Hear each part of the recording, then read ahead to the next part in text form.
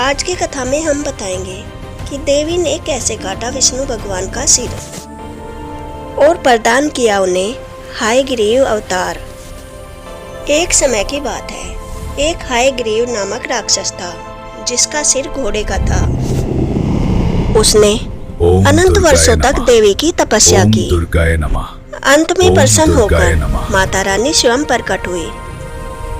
मांगो पुत्र, क्या वर चाहते हो तुम?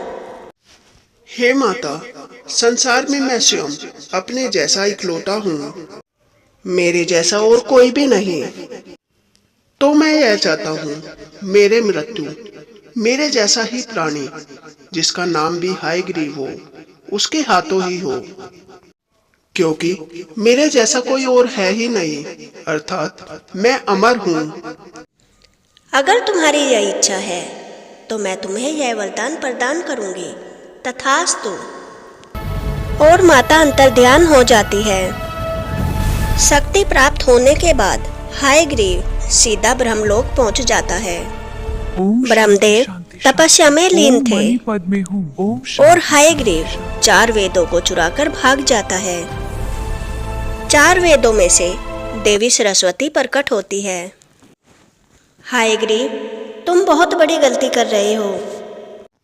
हे सरस्वती, तुम निर्बल हो, तुम मेरा कुछ भी नहीं बिगाड़ सकती।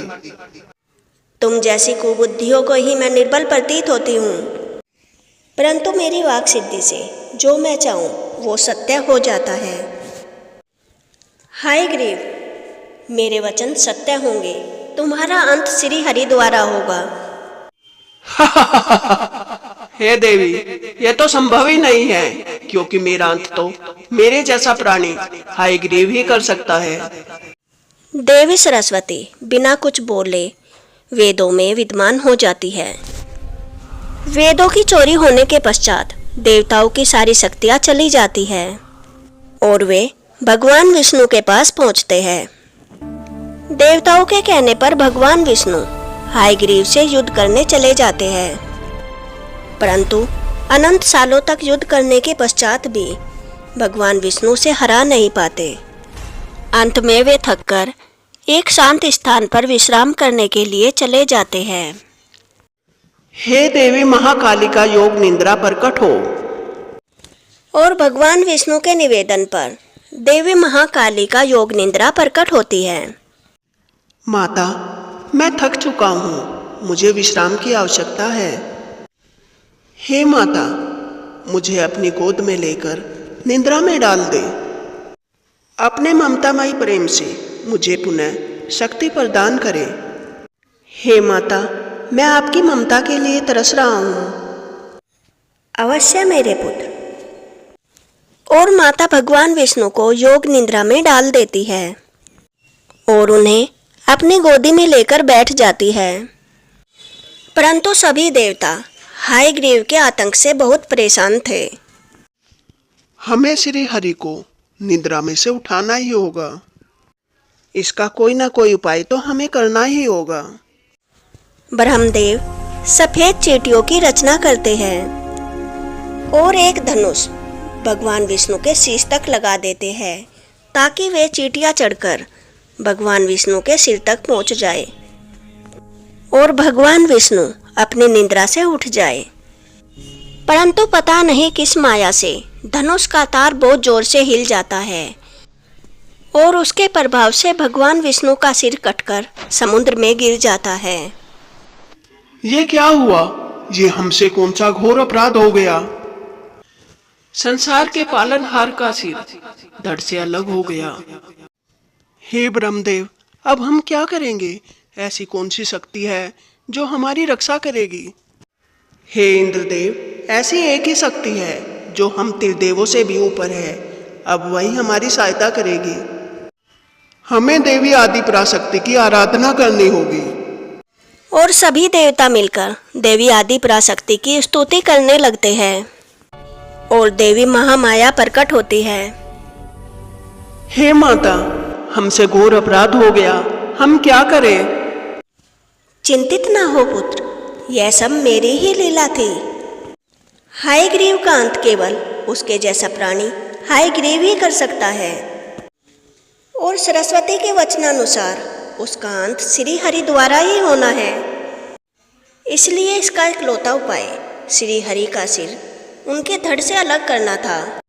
हे माता, श्री हरि का सिर धड़ से अलग तो हो गया, परंतु अब हयग्रीव का अंत कैसे होगा?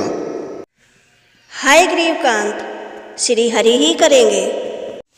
और माता एक दिव्य घोड़े का सिर प्रकट करके भगवान विष्णु के धड़ से जोड़ देती है। प्रणाम माता, आपने मुझे प्राण दान दिया है। मैं सदैव आपका आभारी रहूंगा। पुत्र, तुम्हारा यह अवतार हयग्रीव कहलाएगा। अब समय आ चुका है, तुम अपनी वीरता दिखाओ और उस दुष्ट हयग्रीव का अंत करो। भगवान विष्णु हयग्रीव से युद्ध करने के लिए चले जाते हैं। हयग्रीव अपने जैसा प्राणी देखकर डर जाता है और भगवान विष्णु अपने चक्र से हयग्रीव का अंत कर देते हैं।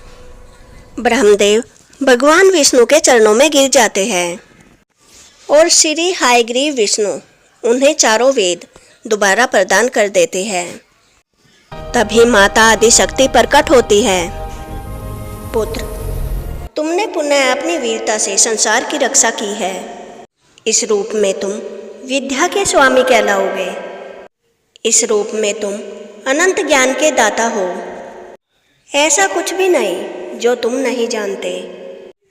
आने वाले भविष्य में मेरे अनंत रूपों का ज्ञान संसार को तुम इसी रूप में दोगे। और माता यह कहकर अंतर्ध्यान हो जाती है और श्री हयग्रीव विष्णु फिर से अपने विष्णु रूप में आ जाते हैं।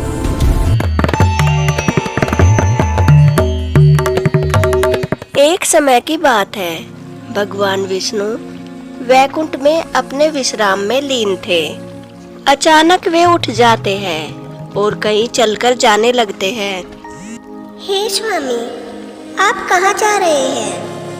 प्रिय, अपने सौपन में जिस परम सत्य को मैं देखता हूँ, प्रतीत होता है वह मुझे पुकार रहा है। साक्षात ओंकार चाहता है मैं इस राह पर सीधा चलता रहूं। स्वामी, अगर आपकी यही इच्छा है तो मैं आपको रोकूंगी नहीं। और भगवान विष्णु सीधे सीधे चले जाते हैं। उधर सत्यलोक में ब्रह्मदेव अपनी तपस्या से उठते हैं और वह भी चलकर जाने लगते हैं। हे स्वामी, आप कहाँ जा रहे हैं? हे सरस्वती, जिन वेदों का मैं रात दिन जाप करता हूँ, वे जिनका गुणगान करते हैं, वह परम सत्य मुझे पुकार रहा है।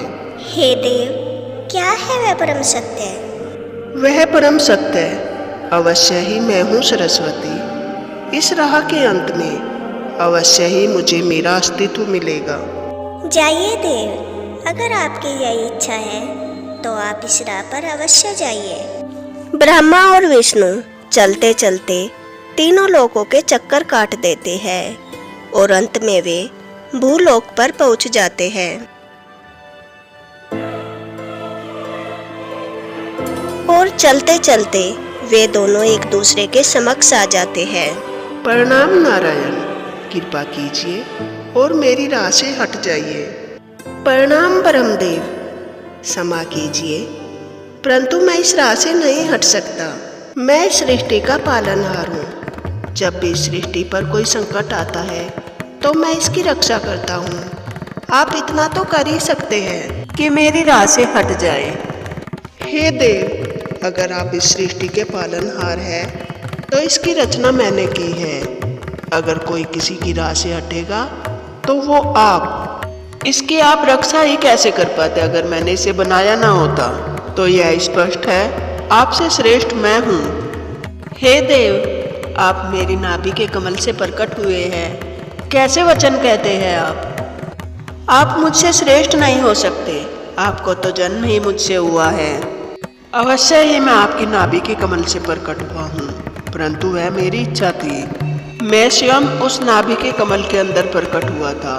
सदा सदा से मैं आपको देख रहा था। इसका अर्थ यही है कि मैं आपसे श्रेष्ठ हूँ। नहीं, यह असत्य है। मैं आपसे श्रेष्ठ हूँ। ब्रह्मा और विष्णु के बीच विवाद बढ़ने लगता है। तभी एक भूचाल आता है और पृथ्वी फट जाती है और उसमें से एक शिवलिंग निकलता है। अग्नि से बना वह शिवलिंग आसमान की ओर बढ़ता चला जाता है और वह इतनी ऊंचाई पर पहुंच जाता है, ब्रह्मा और विष्णु भी उसे नहीं देख पाते। हे देव, ये कैसा अद्भुत शिवलिंग है, इसका तो कहीं अंत प्रतीत नहीं होता। चलिए तो इससे ही हम पता लगा लेते हैं कि हम में से श्रेष्ठ कौन है। जिसने भी इस शिवलिंग का अंत ढूंढ लिया वह ज्यादा श्रेष्ठ है। मैं पृथ्वी के नीचे जाऊंगा और इसका निचला अंत ढूंढूंगा, और मैं आकाश की ओर जाऊंगा और इसका ऊपरी अंत ढूंढूंगा। भगवान विष्णु एक वराह का और ब्रह्मदेव एक हंस का रूप ले लेते हैं।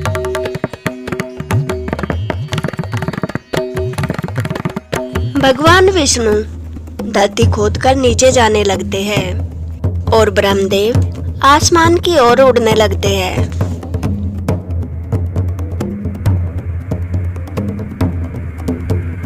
भगवान विष्णु को पृथ्वी को खोदते हुए बहुत समय हो जाता है। प्रतीत होता है इस शिवलिंग का कोई अंत ही नहीं है। मैं थक चुका हूँ और मुझे भूख लगी है। अब मुझे ऊपर जाना चाहिए। प्रभु शिव का अंत मैं कभी नहीं ढूंढ पाऊंगा। और भगवान विष्णु ऊपर की ओर जाने लगते हैं। ब्रह्मदेव ऊपर की तरफ उड़कर जा रहे थे और वह भी थक जाते हैं। और तभी एक केतकी का फूल नीचे की ओर गिरता हुआ आता है। वह उसे रोक लेते हैं और उससे पूछते हैं, हे केतकी के पुष्प, तुम कहाँ से आ रहे हो? प्रणाम ब्रह्मदेव, मुझे एक भक्त ने इस शिवलिंग के ऊपर चढ़ाया था, परंतु एक हवा के झोंके ने मुझे नीचे गिरा दिया। तुम शिवलिंग के ऊपर थे तो अवश्य ही शिवलिंग का अंत है और मैं उसी अंत को ढूंढ रहा हूँ। जब मुझे पता ही चल गया है कि इस शिवलिंग का अंत है तो मुझे वहाँ जाने की आवश्यकता ही क्या है। हे केतकी के पुष्प, तुम्हें मेरी सहायता करनी होगी। जब मैं नीचे जाकर विष्णु से कहूँगा कि मैंने इस शिवलिंग का अंत ढूंढ लिया और तुम कहोगे कि मैंने तुम्हें उसी शिवलिंग के अंत के ऊपर से उठाया है। परंतु ब्रह्मदेव, वह असत्य होगा और मैं असत्य कैसे बोल सकती हूँ? हे केतकी, मैं सृष्टि का रचयिता हूँ। अगर तुम मेरी सहायता करोगी तो मैं तुम्हें सभी पुष्पों में सर्वश्रेष्ठ स्थान दूंगा।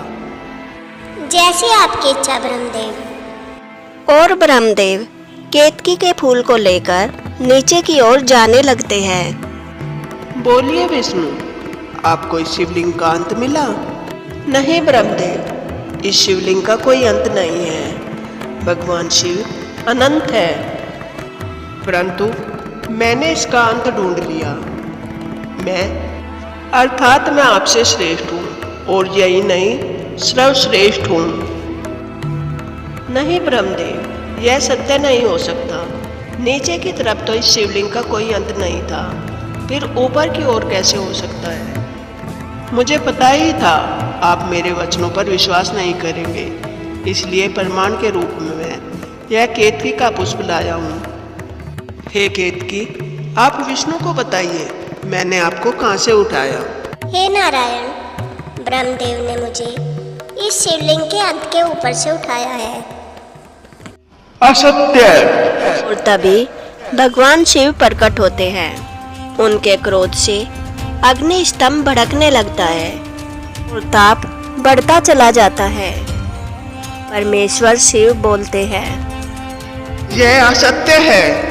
इस शिवलिंग का कोई अंत नहीं है और मेरी कृपा के बिना इसके अंत तक कोई नहीं पहुंच सकता।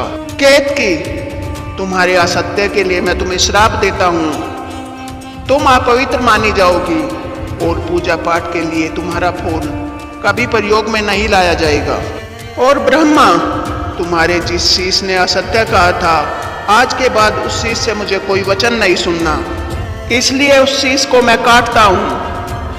भगवान शिव ब्रह्मा जी का 5वां सिर काट देते हैं, परंतु उनका क्रोध जब भी शांत नहीं होता। अग्नि स्तंभ का ताप बढ़ने लगता है और वह ताप असहनीय हो जाता है। यह देखकर देवी आदि प्रकृति प्रकट होती है और वे भगवान शिव को शांत कर देती है। हे स्वामी, कृपा कीजिए और अपने सौम्य रूप में वापस आ जाइए। भगवान शिव अपने सौम्य रूप में आ जाते हैं और देवी आदि प्रकृति को अपनी जांघ पर बिठा लेते हैं। हे विष्णु, तुम्हारे सत्य के लिए मैं अति प्रसन्न हुआ, तो इसलिए मैं तुम्हें परम सत्य का ज्ञान दूंगा। इस सृष्टि में हर किसी से पहले मैं था, मुझसे पहले कोई नहीं। तुम सभी का अस्तित्व मुझसे ही है, परंतु तुम्हारे दयालु स्वभाव के कारण मैं तुम्हें वरदान देता हूँ कि तुम सदैव मेरे आराध्य रहोगे और मैं हमेशा तुम्हारे गुणगान करूँगा। और भगवान शिव और देवी आदि प्रकृति अंतर्ध्यान हो जाते हैं। अगर आपको यह लिंगो भवा कथा पसंद आई हो तो वीडियो को लाइक करें और ऐसी ही नई नई कथाएं सुनने के लिए मेरे चैनल को सब्सक्राइब करें। जय भोलेनाथ, जय महादेव, जय शिव शक्ति।